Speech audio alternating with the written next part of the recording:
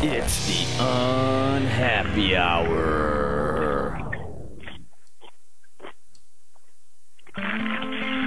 Broadcasting to you live from the Milky Way Galaxy, the solar system, planet Earth, North America, the United States of America, California, Los Angeles, to be specific. Hello, everybody, and welcome to another episode of the Unhappy Hour here on the TNAM radio network at thenewamericanmedia.com. My name is Brian Engelman. I'm going to be your host, as I have been for the past 3.5 years, and I appreciate each and every one of you.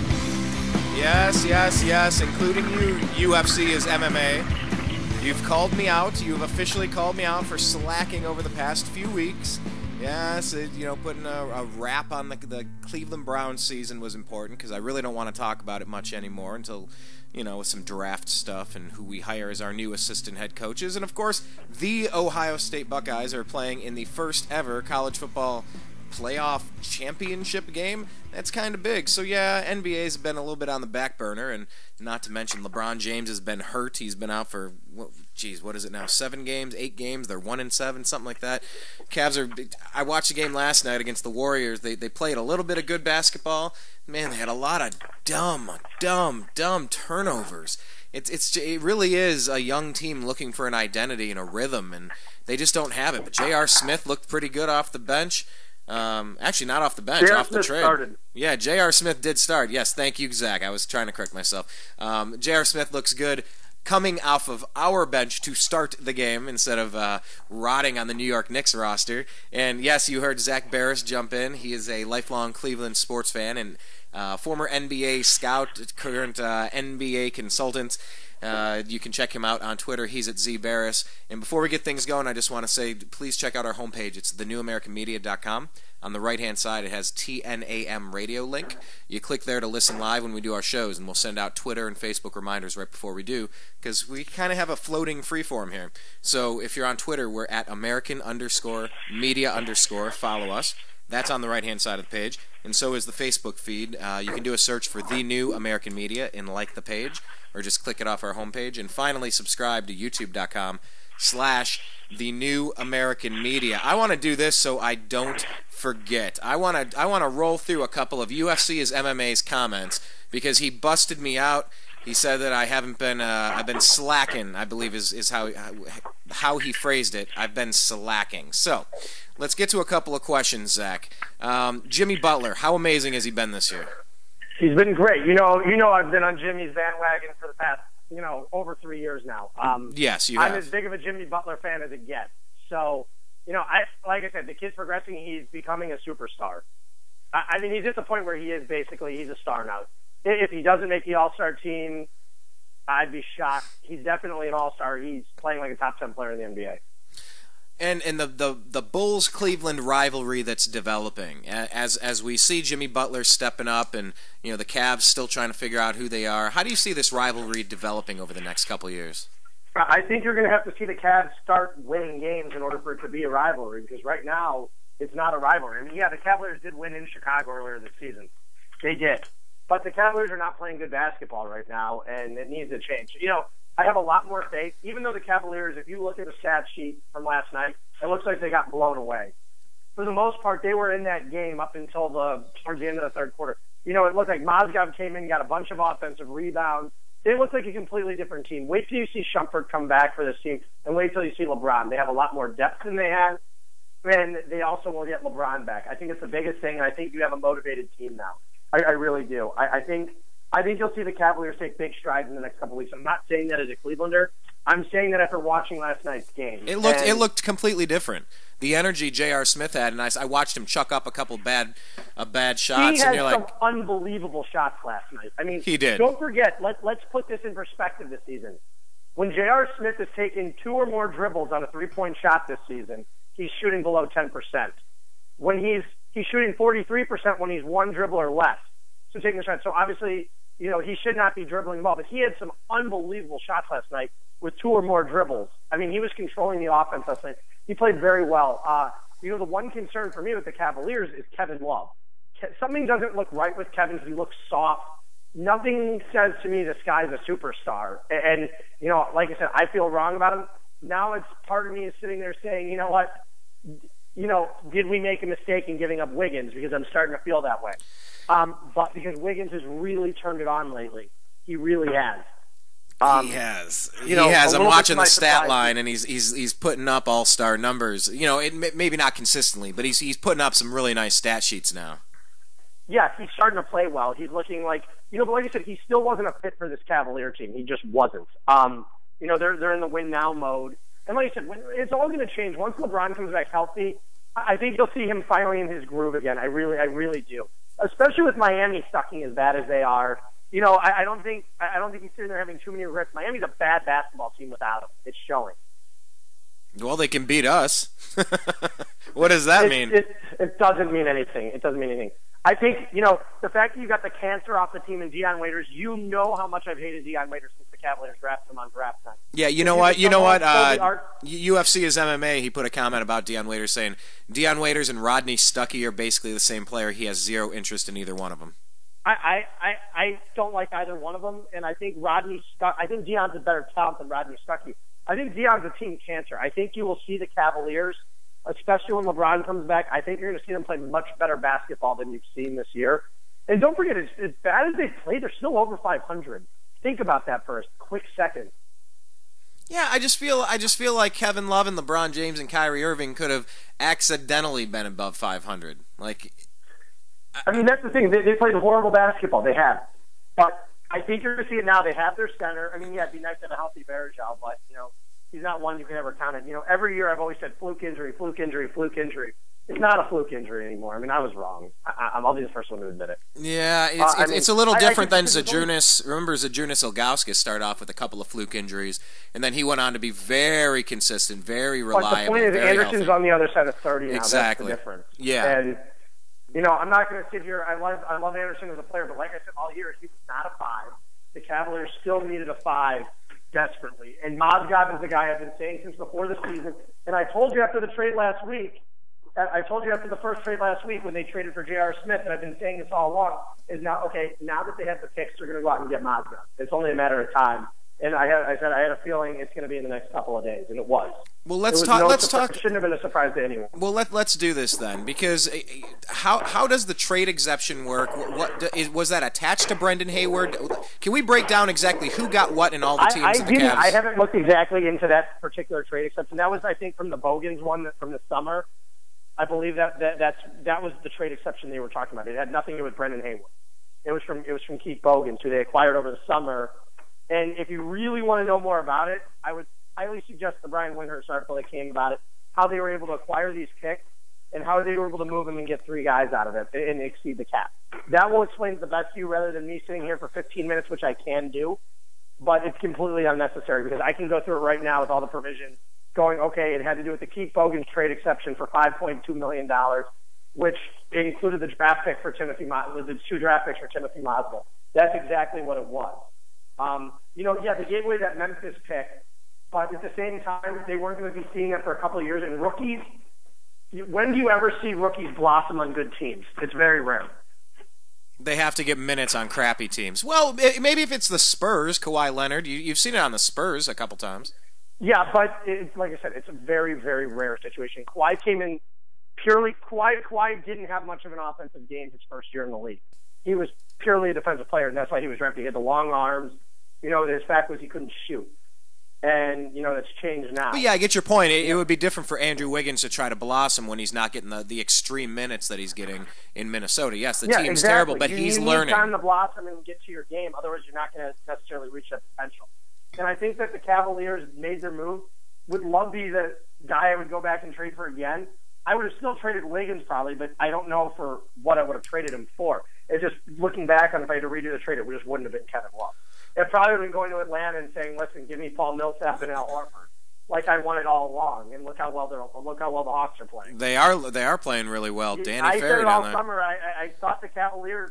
I didn't know if they'd hold out because I think they could have had Millsap and Horford for less at the beginning of the year. And they're not. They don't look to be stuck in purgatory this year. They look to be a top 2 team in the East. They're doing it thus far. There's plenty of season to go as we start to shift into the doubt. proper gear this time. But Dennis Schroeder's been huge for them. I mean, they look like a very, very good basketball team and very, very well coached too. I'm not saying, and the thing is, the Cavaliers, I'm telling you, are going to get it right at some point this season. They've made the trade now. We're at the beginning of January. Once LeBron comes back, you get Shumpert back in a week and a half. They're going to be just fine. You short up. I mean, you really solved a lot of your defensive problems. Dion Waiters wasn't giving you anything. You added 3 guys to 1 in depth this year. In depth in terms of depth.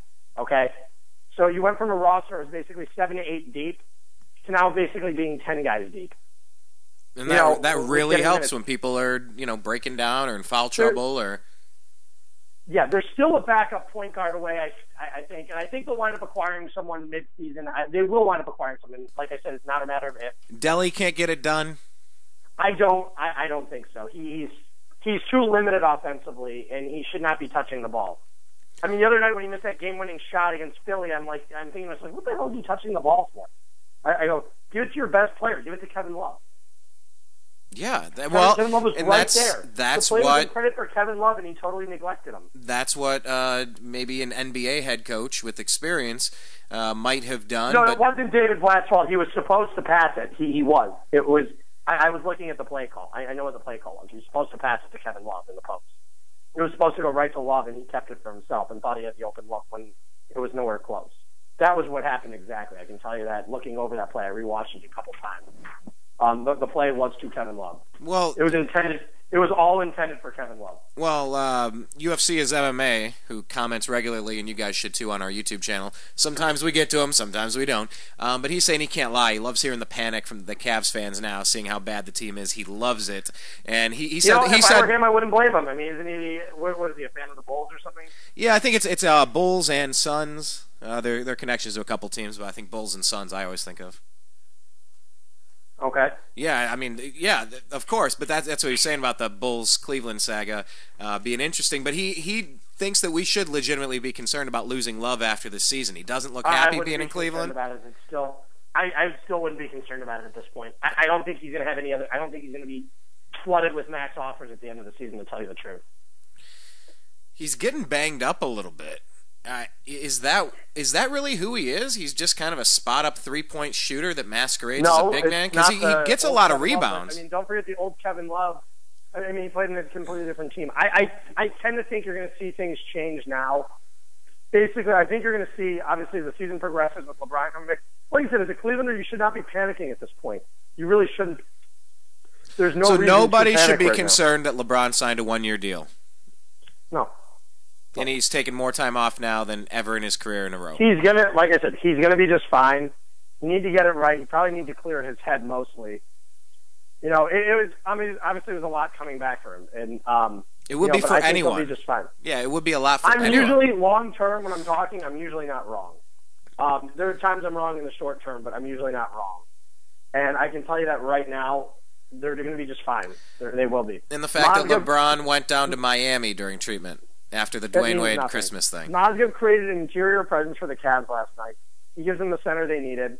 Once they get Shumpert back, their starting lineup, and once you get the starting lineup figured out, which they will, it's going to wind up being Mozgov, Love, LeBron, Shumpert, and Irving.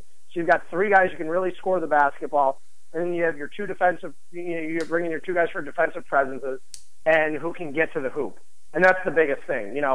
Shumpert, they got exactly what they need in Shumpert. They got a guy who can defend the perimeter in Shumpert. Bam, you solved issue number 1. Number 2, you got a guy who can shoot the 3 in J.R. Smith.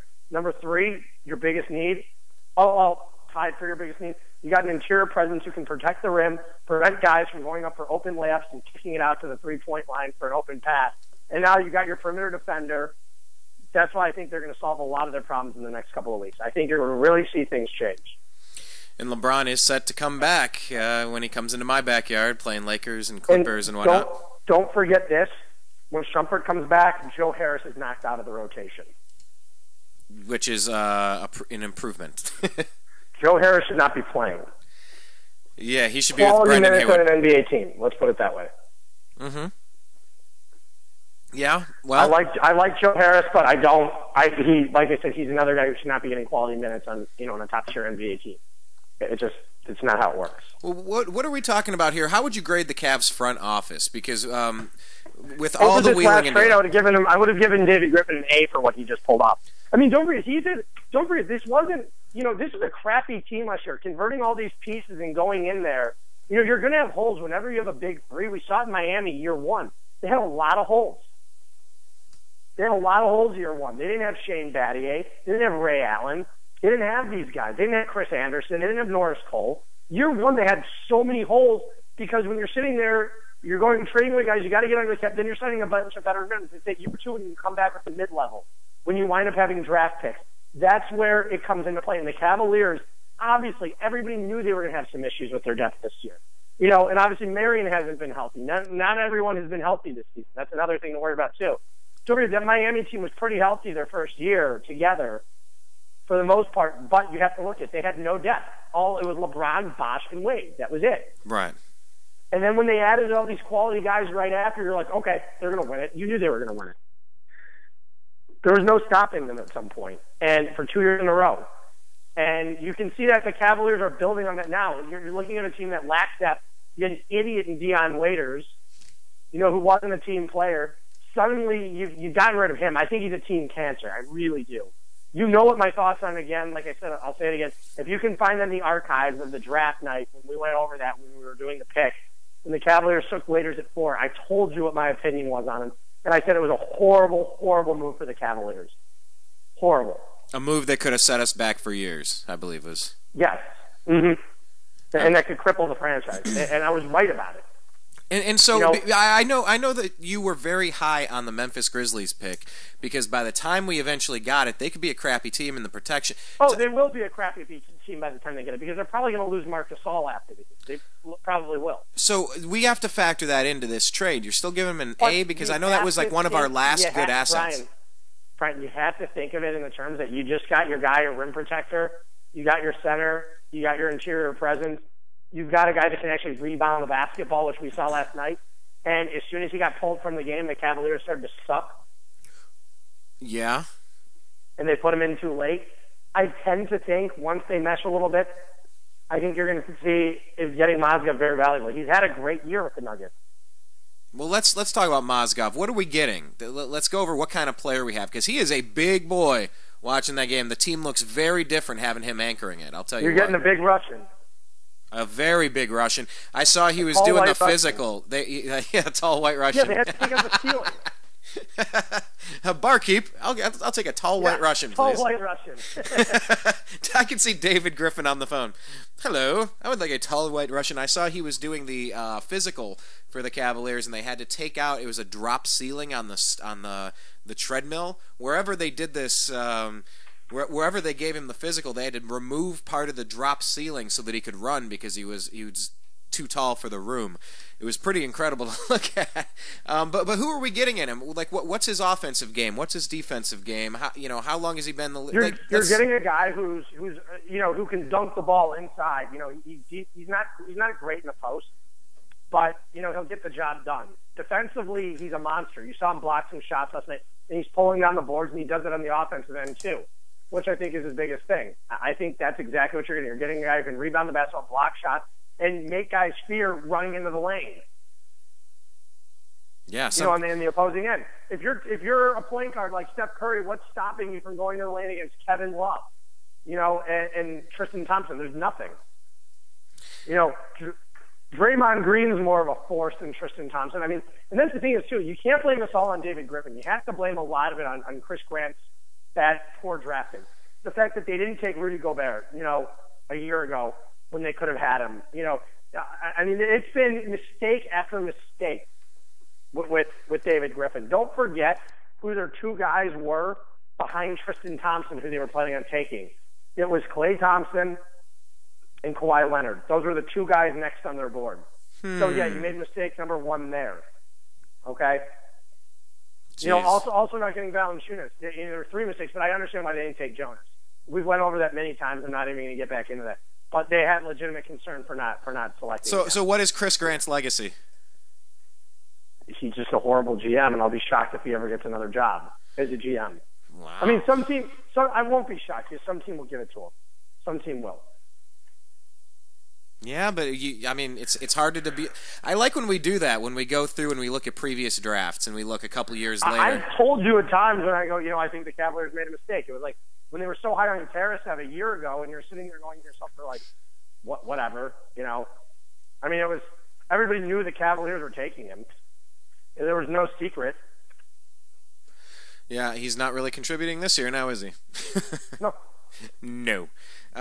What about the Cavaliers? Gobert would have given the Cavaliers a 7-2 center. I mean, that was the thing, and he's playing good basketball. Yeah, we had Tyler Zeller for a minute.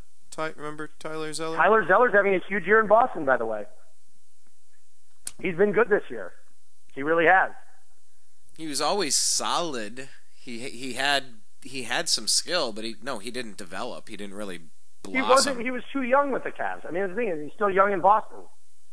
But he has more of an opportunity. You have more of an opportunity on a crappier team for more minutes. I mean, it's not a secret. But like I said, I still think the Cavaliers will right the ship, and I'm not saying it as a Cleveland optimist because I'm not very optimistic about this team some nights and watching them. But I do have to say, sitting at the Mandalay Bay last night, watching the Cavs play, I was sitting there for the first, for halftime, going, okay, you get LeBron back on this team, you're going to start dominating teams again. I got that feeling too. They were a very different team against the number one team in the league. It had a totally different feel. Like there are most nights when I'm watching the Cavs and I go, turn off the TV, change the channel. I don't want to watch them. See, and that's ridiculous because it's supposed to be must-watch TV. This Cavs team, and for so much of the season. I didn't even want to go to the game last Sunday when LeBron wasn't playing. I was sitting there. I'm like, I'm not going to the game today. I was like, okay, go with someone else. I told my roommate, I said, go with someone else. We've got season tickets, and I even said, I was like, I just don't want to go today. I didn't have it in me. I didn't have the basically the stamina to watch the Cavs. Just to sit and watch the Cavs because they're so frustrating. Last night they were frustrating. Some of the stupid turnovers they had. I just when you start yelling at the TV, I mean, something's off. And I liked what I saw in J.R. Smith. I thought we were basically trading a head case who, with a similar game. I thought Dion and J.R. I mean, they're both pain in the ass people. When he's on a good team and he's motivated, he's a totally, totally different player. And we've seen that before with the Nuggets. We've seen it before with the Knicks. I mean, when he's motivated, he's a good player. Well, hell, let's hope so. I mean, look, I got no axe to grind. There's no benefit for me for J.R. Smith to fail. It's all for him to succeed, so that's what I'm rooting for. And this is my first time having a lot of experience and exposure to him. But what about that Cavs-Bulls draft pick swap? UFC's MMA keeps bringing that one up. That the worse the Cavs do, the Bulls could switch picks with us. Do you know anything about that? Yeah, but it's not going to come to anything. Can you explain Honestly, it? The Cavaliers will still finish the year with around 50 wins. It's going to be a low pick. Right. Well, that's a low pick. Yeah, well, he's having a blast rubbing it in that we're doing some It's crap. not like it's sitting there going to be a top 5 lottery pick, and it's protected anyway. What is the protection on it? Do you remember? I know it's lottery protected, but I don't know how high. I know it's full lottery. I don't know how high else it is. But like I said, the Cavaliers are not. Like I said, it's a joke. Yeah, it's a joke. Well, is Ray Allen coming to save the day? Is he jumping on the bench? Do we still think so? Now we're in what January. I've heard most recently is that he's leaning towards retirement. But let's just say you do add Ray Allen to this team, and you get LeBron back. And you can go. They will wind up with another backup point guard. Someone will wind up getting cut at some point. They could still even wind up with Karolinko. Who knows what happens? Who knows what will happen? But like I said, they're not done adding pieces yet. You're not going to see at the end of the year Joe Harris playing quality minutes. And once you get into the playoffs and you see these guys once they get to their 8-man rotation for the playoffs, 9-man rotation, you're not going to see guys like Joe Harris and Dellavedova playing quality minutes every night. It's just not going to happen. No. It's not. So, like I'm saying, the regular season is completely different. That's why you see teams turn it on in the playoffs. You're like, whoa, I didn't know they had this. Yeah, because they're not playing the crap anymore. You watched Miami get down to a 7, maybe 8-man rotation for a couple years in a row when it would be guys like, Battier and there were and Chris Anderson. That would be it. You didn't see Joel Anthony playing anymore. Mario Chalmers even had his minutes cut to Norris Cole. And Norris Cole's a guy I think that could easily wind up in Cleveland next year on the Cavs. Oh, a backup point guard that we could need. How much you think he'll go for? Will we have money for it? I don't. They'll have the money. They'll wind up being expensive. There's no doubt about that.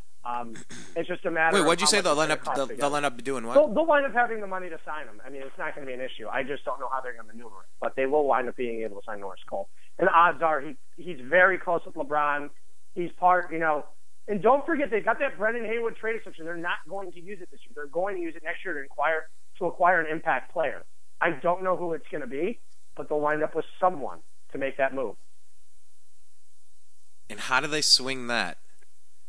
Haywood's contract next year, basically, is because he was amnestied, so it counts like $10.5 million against the cap.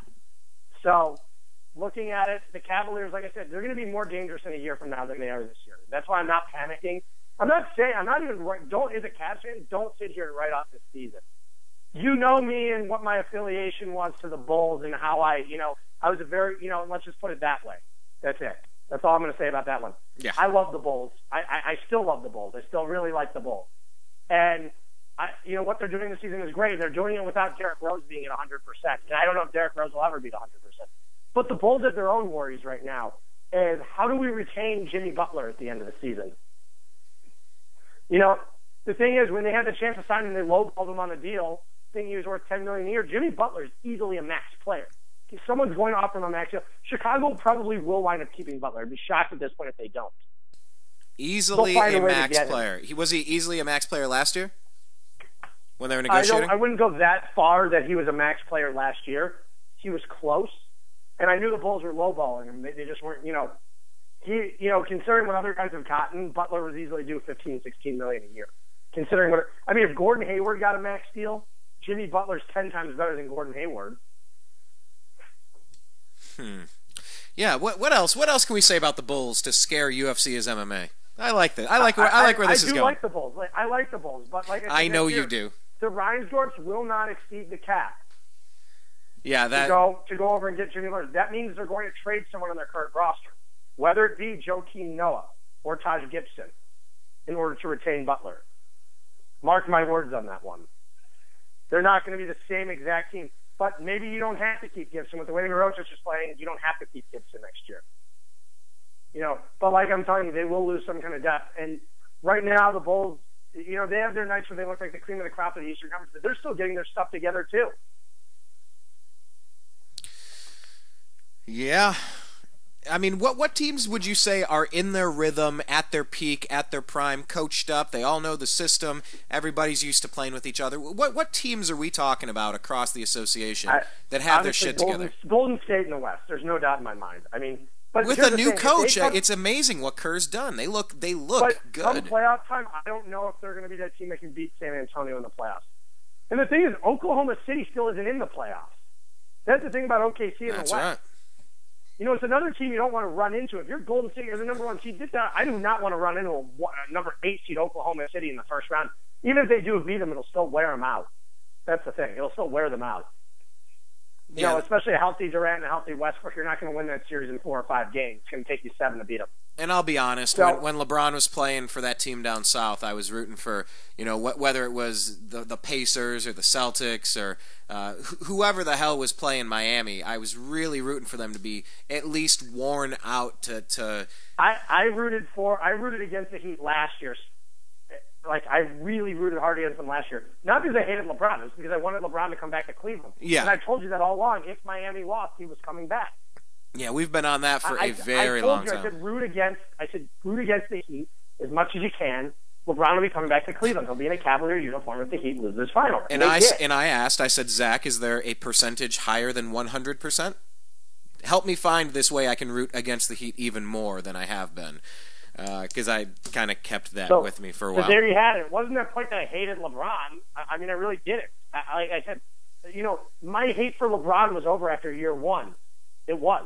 Yeah, it took me 2 years. I was done hating LeBron. I said, okay. It took me 2 years. When he won his first title, like I felt the weight come off my shoulders. I wasn't even bitter. I really wasn't. I wasn't happy the Heat won, but I wasn't sitting there all bitter about it. I wasn't like, oh, Jesus, I wasn't saying that. And it is what it is. I mean, I knew they were going to beat OKC. I had a feeling OKC, but they were too young. They reminded me of the 07 Cats.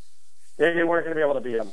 And then, and I told you about Scott Brooks, what an advantage Spoelstra had over Scott Brooks as a coach. Oh, Scott Brooks is your favorite. Yeah. In your favorite city. So we got into that, and, going through everything and looking at it, I think coming out of the West this year, it's going to be, Golden State's very good. San Antonio's very good. I don't see the Clippers as being up there. I just don't see them being good enough, honestly. I do think it's really going to be San Antonio or Golden State, but I tend to think it will be San Antonio. I think Houston's very good too. When Houston got rid of a couple of their guys in the offseason for depth, for cap purposes in order to try to clear the space for Bosch, I think they did a really nice job with Trevor Ariza. Ariza's been huge. Adding Ariza was nice, and you lost some pieces, but you were able to add him. You were able to go. You lost Lynn, but Lynn obviously wasn't much of a factor. I'm a big Patrick Beverley fan. We've gone over that, and adding J.R Smith I think helped now. But Houston looks to be very good in the West. They could come out, but in coming out of the East right now, I think the East is a total crapshoot. Because, like I said, it could be Cleveland, it could be Chicago, it could be Toronto, and it could be Atlanta. It could be any one of those four teams. It all depends who's hot at the right time. And like I said, all it takes is Cleveland to get hot quickly. They're going to be, I'm sorry, I forgot about the Wizards too. But don't sleep on the Cavs at this point. If you're listening to this show, all it takes is a healthy LeBron come playoff time, and look what he's done before. He's had some amazing playoff games. And like I said, you get this team down to a slimmer rotation, and you figure out your rotation for the playoffs. Cavs are the last team I would want to face in the East. I would much rather go up against a Toronto or Atlanta or a Washington any day than a healthy Cleveland team in the playoffs. I wouldn't want to do it. Hell no. No. He's the best player in the game. If I'm sitting here as a team, and it's like looking at the Heat from a year ago, you're sitting there going, shit, I don't want to play him in the second round. I'd rather play him in the third round if they get there. I don't want to play him at all. And that's what I'm saying. Let's say the Cavaliers went up as the 4 seed. You're sitting there at maybe, Washington going, oh shoot, we got to play these guys in the first round. He's like, oh man, I would much rather play, Miami or, whoever. Superstars win in the playoffs. Let's just put it that way. They're the ones who get you there. There's been one team, and it was the Pistons in 05. The Pistons in 05 were the last team to win without a true superstar. They won with 4 All-Stars. And no superstar. How many superstars are there in the NBA right now? I don't know, but you know my thoughts on Melo. I mean, I think the superstars are LeBron. I think Steph Curry. I mean, are we talking 5? Are we talking 15? Are we talking 10, 20? There's whole different levels of superstars. That's the thing which gets me. I mean, obviously James Harden is one. Russell Westbrook's one. Kevin Durant is one. But you're putting in the lines of, Kyle Lowry's an amazing player. Is he a superstar? No, but he's an amazing player. He's a very, he's probably the top point guard in the East right now. Like I said, they're very, very, very, very good players that I wouldn't define as superstars. I think when you're getting from all-star to superstar, is you're talking to a guy that can transform, come in any team in the league, take him from being a loser to a winner. Yeah. That's what a superstar does. And that Carmelo Anthony is not a superstar because of that. Because look what Denver did without Carmelo. They didn't drop off in any wins without him. They actually won more games without him. Is he done for the year? What's the deal? No, I think he's going to come back, but I don't know what his deal is. I really don't. Do I feel bad for the Knicks? Absolutely not. I don't feel bad at all whenever New York teams suck in the playoffs. I mean, just suck in the regular season. I've never loved any New York team. And it's not going to start now. They might. Who are the top picks coming out? The Knicks are the worst team in the league. Who are they looking at number 1, 2, 3? Jahlil Okafor would be a perfect fit in the triangle offense. He would be a perfect fit. Or is Carmelo going to come back and ruin it by winning too many games? No. Even when he's played, they suck. Yeah, that's true. But I mean, we thought we knew just how bad the Sixers were going to be, and they found a couple of wins at least. Yeah, I know they found a couple of wins. But the thing is, Boston's starting to tank too real hard now. They've traded Rondo. They've really started to trade away guys in the last couple of weeks. What do you think the impact Rondo's going to have, both with the Celtics losing him and then with the Mavericks grabbing him? Oh, I think with Dallas grabbing him, I think it's a huge addition. Dallas was a great. Oh, and I'm sorry, I totally forgot about Dallas too. They're playing great basketball too. They're going to be a contender in the West too. They're not a team I would sleep on either. I love what the Mavericks have done this season. I love adding Chandler Parsons. I love adding Rajon Rondo to that team. And Tyson Chandler. I mean, they're going to be a force come playoff time. They really, really will be. I know, and the only consolation is the West gets to beat up on themselves, and if we can get our act together, we only have to play 1 from the West, not 2 or 3 or 4. As bad as the East is, there's always that elite team in the East that winds up beating the West team in the finals. It happens all the time.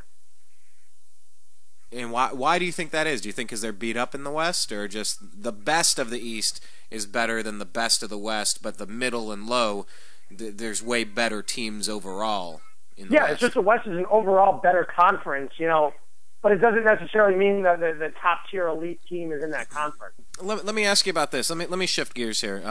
Talking about teams and conferences. Big Ten, SEC. What are we looking at as far as the landscape with Harbaugh coming to Michigan and Tressel getting in the Hall of Fame, and then Urban Meyer taking over for him, of course. Are we looking at the Big Ten as a have they caught up? Have they surpassed them? No. I wouldn't go that far. I wouldn't say as a whole. I mean, I think Ohio. I think you have an Ohio State that's truly an elite football team. I think Michigan State is close. I think Michigan State will be very good next year. I think Wisconsin's a good football team, and that's it right now. You have 3 good football teams in the Big Ten. I don't care if Michigan has Harbaugh; they still suck.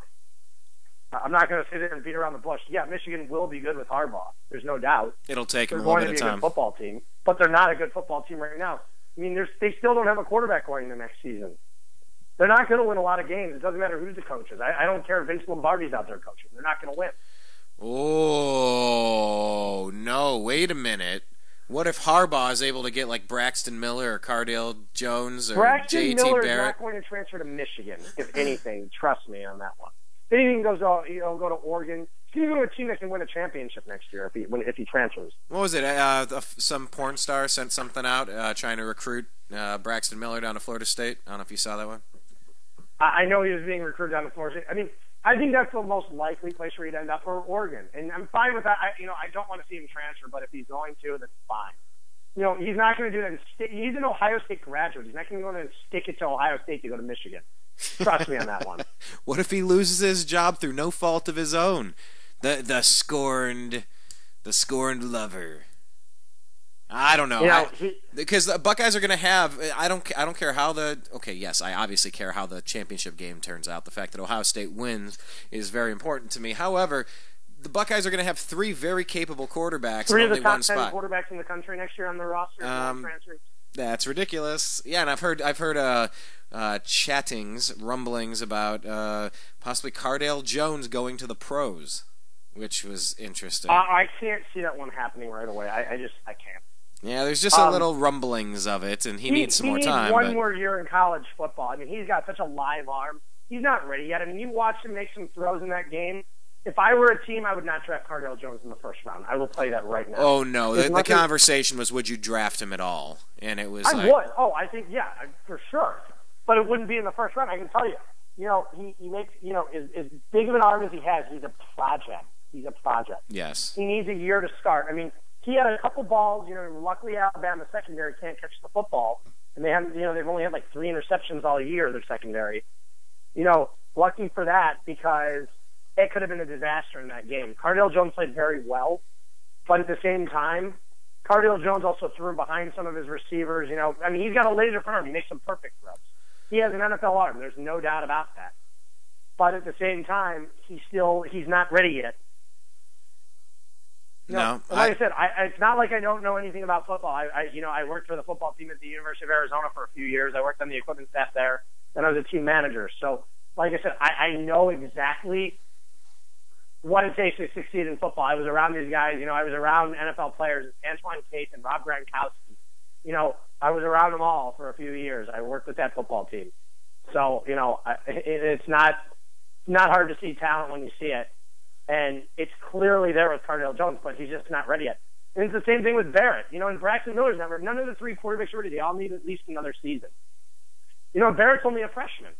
Cardale Jones is a redshirt sophomore, and Braxton Miller will be a redshirt senior. The thing is, the one thing that worries me about committing to Braxton Miller is the fact that he's a redshirt senior at that point, and you don't want to lose any of the younger guys. And the thing with Miller is he's always getting injured. He's very fragile. Well, he's fragile, but he takes a ton of hits. What? I was gonna say he's fragile, but that's only because he takes so many hits. He's a runner, and he gets out there, and he might be durable for a running back, but he's getting hit like a running back, which makes him kind of fragile. But I guess the same with Anderson Varejao, always banging around, and if you play that style of game, it's going to catch up to you. You looked with Cardale Jones last week. Cardale Jones took 4 Alabama defenders out of the game, including Landon Collins, for a period of time. 4 Alabama defenders out of the game. Running That's what he can do. He's not a guy. I mean, I remember sitting there in the Wisconsin game going with the announcers going, oh, he's not going to run. He's not a threat to run. You just see him destroying running over guys on 3rd and 12, 3rd and 15. And he did it on a 3rd and 16 or 3rd and whatever in the Alabama game. You're just like, you got to be kidding me. This guy's here. Nobody wants to tackle him. He's huge. It's literally of a defensive back going to tackle Gronk in the open field. That's exactly what it's like. I mean, trust me, and I've been around that guy in person. He used to come to my parties in college. He is one big mother, you-know-what. He's not a guy that would ever want to take running at me one-on-one. I remember... Even if you added 7 inches in my frame, I still wouldn't do it. And that's the thing. He's going to destroy people. I wonder how much we're going to see of that in the championship game. You'll see him run plenty. Oregon doesn't have big guys on defense. They're fast. They're quick. That doesn't mean they're going to go and destroy Cardale Jones, though. Oregon's top 2 receivers are out for this game now. Well, no, not just that, and a running back. Let's talk about that. They're losing Carrington at wide receiver. In the Rose Bowl, he had 7 catches, 165 yards, 2 touchdowns when beating Florida State. He's out for smoking a little weed. He's gone. How stupid can you be, though? That's what I'm saying. Like, you have the biggest game of your life ahead of you, and you're sitting there, and, just what an idiot. That's a guy who would cut from my football team to send a message to my players. I would. You have to. I mean, look, I'm not upset for if the Ducks have to lose a couple players. Don't forget, Ohio State is on their 3rd quarterback this year. So I don't... Exactly, Brian. That's why I didn't care when people are going, oh, well, Alabama lost this guy. I go, I don't care.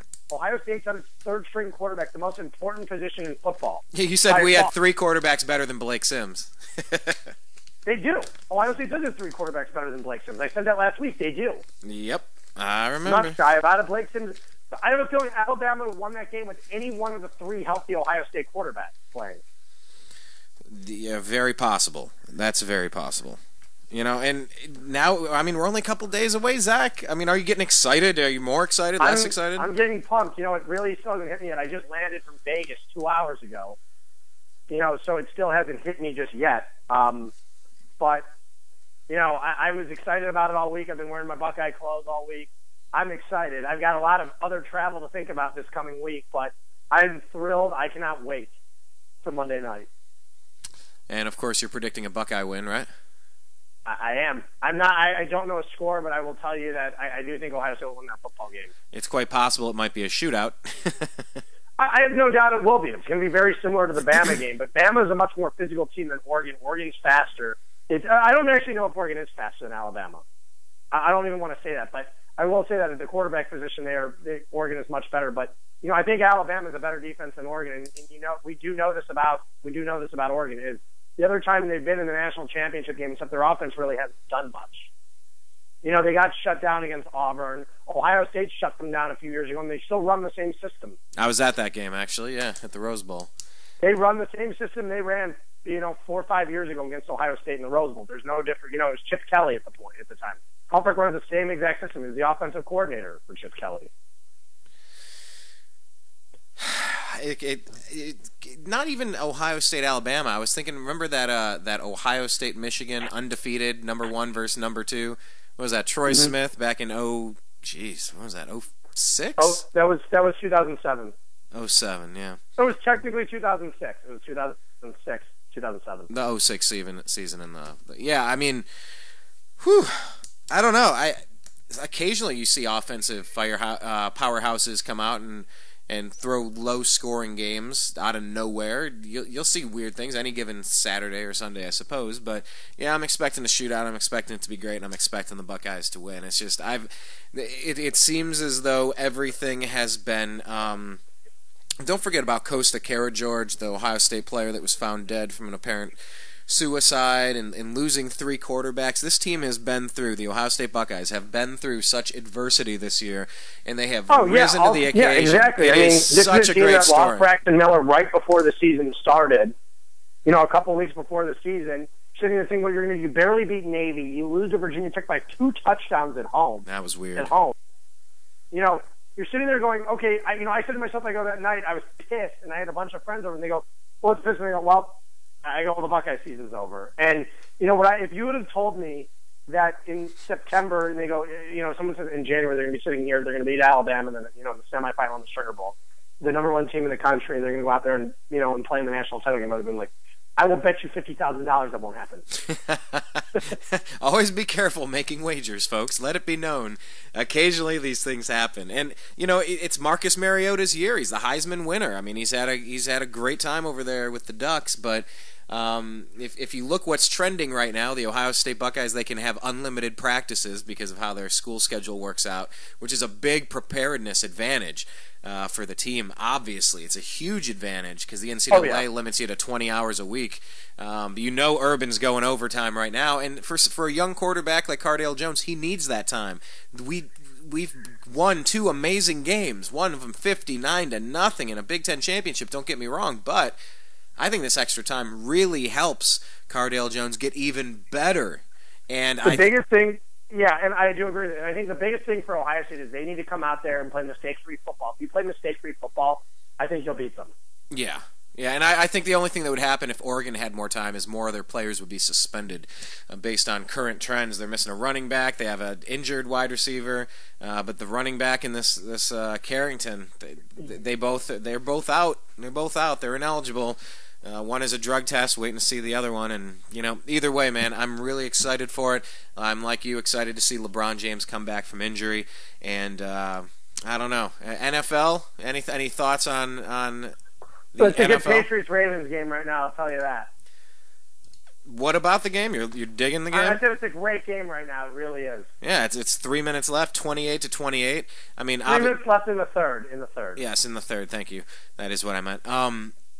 Yeah, I will always root against Baltimore. You guys stole my football team. I can't let that go. I hate the Ravens more than any other team in the NFL, and that's including Pittsburgh. I root for the Steelers. Let's put it this way. I root against Baltimore all the time.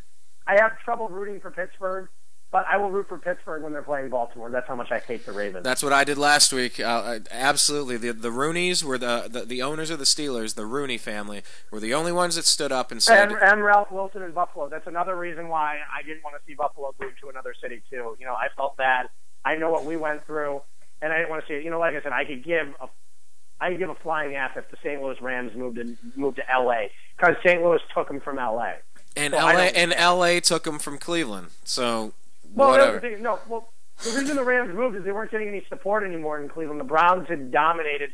Everybody had loved the Browns. It had become a Browns town, and then the Rams had moved. That was what had happened. Yeah, I was actually researching Otto Graham because I was trying to explain the AAFC championships before the NFL merger. Otto Graham, just how many championships that guy won at quarterback for the Browns in the 40s, late 40s, and early 50s. It's amazing, like 7. Just looking at it, and then... It's just amazing that we used to be that good, and I really hope we can be. If you're the Browns, do you go after Ndamukong Suh? Is he the guy you really want to bring in here with the culture? I mean, he's a hell of a player and would shore up a lot of the Browns' defensive problems. For the right price tag, yeah, but I don't think you're going to get him for the right price tag. I think he's going to cost $20-something million a year. Yeah, the right price tag is the most ever. That's probably what he'll command on the market. You're going to look at $20-something million a year for this kid, and... I don't know. I don't know. I think that's the problem with free agency in the NFL is if you're going around spending crazy money on anyone, does it really ever pan out? Look at Albert Hainsworth. I mean, yeah, he got paid, man. He got his money with the Redskins, but he was never Titans. Like that whole. He was never the same again. Those moves can cripple you for several years when you overpay. And how do you get rid of I don't know, who knows? Maybe he'll be the incumbent starting quarterback next year, Johnny. Johnny's not going to come in here as the incumbent starting quarterback. I will tell you that right now. Who's he going to compete with? There's no way they're going to name him the starter before the season. Is Josh Cribbs going to come back and say, I used to play at Kent? Like, who's going to be... Who? Are we drafting somebody? I don't know, but let's put it this way. I don't think they're going to hesitate to take anyone and try to trade for anyone. I really don't. Let's hope so. But yeah, I mean, how do you whatever we end up doing with Johnny Manziel and Josh Gordon, you know, like you said about Dion Waiters, you take the cancer out of the locker room, doesn't the team get better? And it really seems like the Dante Whitners, the Joe Haydens, the Joe Thomases, those are the guys you want on your football team. You yes. don't want, you know, like I said, you know, you look at these other teams, they get rid of the cancers on the team, and look what happens. You know, you're not going to win. Yeah, there are teams that can sometimes take these guys and turn them around. But let's put it this way: when you're a team like the Browns and you don't have the stability to do that, you get rid of them. You know, I would prefer to trade Josh Gordon before cutting him because I don't want him to face him in the AFC twice a year. You know, if he goes to Baltimore or something, which would probably happen. Just knowing Cleveland. Yeah. I don't know what we do, but I see some people just going absolutely crazy for Ndamukong Suh. Just they got to have him on the team, and I'm just thinking, why? He's a problem, man. Wherever he goes, he's a problem. He's a consistent problem. He's still going to be a problem when you get him. He really is. He really is a hell of a player. Yeah. So was Josh Gordon. Not this year. Yeah. You know, who knows? A guy like Ndamukong Suh, maybe once he gets his money, he might not care anymore. You know, I don't know. We'll see. We have plenty more time to talk about the NFL draft and whatnot, but really, for now, it's NBA, it's NFL playoff football. Unfortunately, the Browns are not part of that. And, of course, the Ohio State Bucks versus Ducks with the Oregon game. I'm so excited. And, yeah, man, that's about all I have for today. Unless you want to talk about that, I saw there was like a riot in Indonesia at a backgammon tournament or a darts tournament or something. I don't know. You have any other weird sports stories you want to talk about? It's hardcore, man. Yeah, totally next level. Absolutely. I mean, obviously with the multiple terrorist attacks in France, it's just sad to see what's going on there. You know, obviously over there at the newspaper, and then in, you know, the kosher and the Jewish supermarket. You know, it was in the kosher deli. It was just sad to see, and you know, I'm at the point where I don't know. It's just tough, man. It really is. Well, if you're interested, this would be a good time to advertise it. I did a show yesterday. I think I might want to. Should I swear or should I not swear? The title of yesterday's show is called "Fuck Censorship," and I cussed a lot in that show. And it's a 2-hour show, and it's about censorship. You know, you don't like someone's cartoon? Go fuck yourself. Sorry, I got no time for that. You know, nobody has a right to kill because they're offended. But I'm saying that there are papers like the New York Times which are complete hypocrites. You know, they'll go and they'll publish an anti-Semitic cartoon while not publish an anti-Islamic one because they're afraid of what will happen. You know, it's honestly, I think, the way I see it, you know, the New York Times, I'm going to say this right now, they're a bunch of pussies. And Bill Maher said similar stuff, and, you know, it just comes to... You want to take your shot at one religion and not at the other? Fine. Yeah, you got to be an equal opportunity offender. I'm not going to sit there and put up with it. I don't, you know, like I said, it's being, you know, it upsets me to see if you're going to pick on one religion itself, it pisses me off. I don't care. If you're going to go and do something to all of them, then fine. That's you know, that's what I love about South Park. You know, they take shots at everyone. And it's great because they're not meaning any harm. They take shots at everyone. Yeah, they do. They had a Muhammad episode. They take shots at the Mormons. They take the shots at the Muslims. They take shots at the Jews.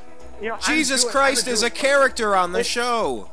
You know? The thing is, I'm Jewish. I take no offense to what South Park ever says about the Jewish people because I know it's funny. It's, you know, I'm Jewish and I don't take it in the wrong way because they're just trying to crack at everything. You know, they had a whole episode about Mormons. You know, they've done everything. You know, that's what I like so much about South Park. And that's the point. The point of my show yesterday, and I actually hope you get a chance to listen, Zach. The first hour is very interesting. But on my Fuck Censorship show, I said that in 2015, there's no place for you on this planet if you have to kill somebody when you get offended by how they're living their life. I've had so many people say things to me in my life. If I would have killed every single one of them, I wouldn't be here right now. You know, and if you can't get along without killing people, that will you either improve your argument. On this planet. you know what? You shouldn't be raising your voice. You should be improving your argument. And if you want to kill people that don't agree with you, then you know what? I think we need to be proactive and we need to exterminate you like the piece of shit that you are. Period. You don't have a purpose on this planet. We're all just trying to hang out with our families, eat some good food, have some joy in our lives, challenge ourselves. We're all just having a good time here, and you guys are ruining it. So fuck off and die. Literally, fuck off and die.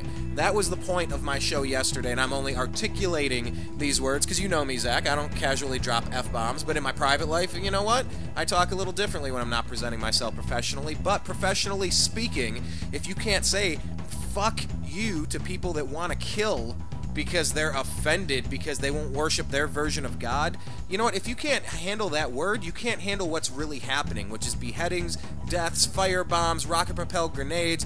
It's insanity, and it's coming here. We've seen people in Oklahoma get beheaded. It's all over the planet, and we gotta kill them if they're gonna act that way. Whoever wants to kill needs to die. You know, so it's complicated. That's the issue with religion in the first place. And I'll say that is, there's extremists.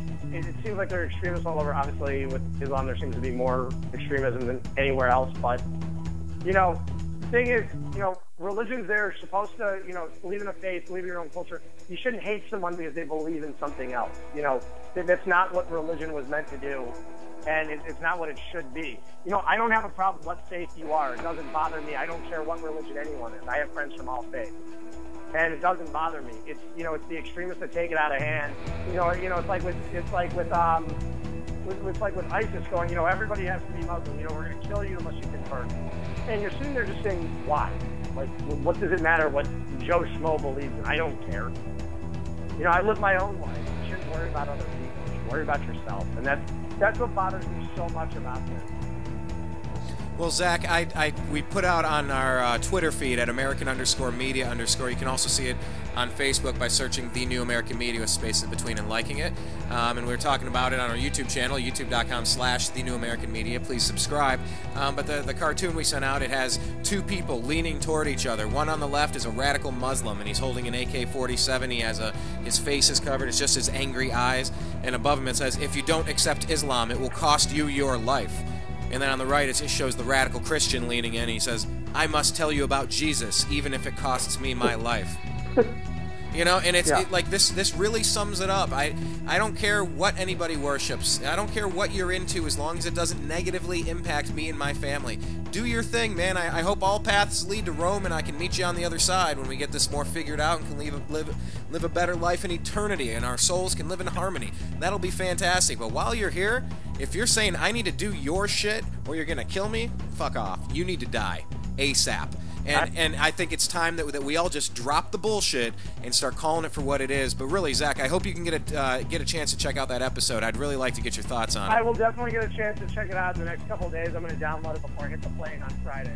Excellent, man. Well, hey, you have a great weekend. Let's say go Patriots, because anything that beats the Ratbirds is a good thing. Go Buckeyes. Yeah, hey, yes, especially go Cavs and go Buckeyes in the national championship game, man. Zach, you have a great weekend. I'll be talking with you soon, buddy.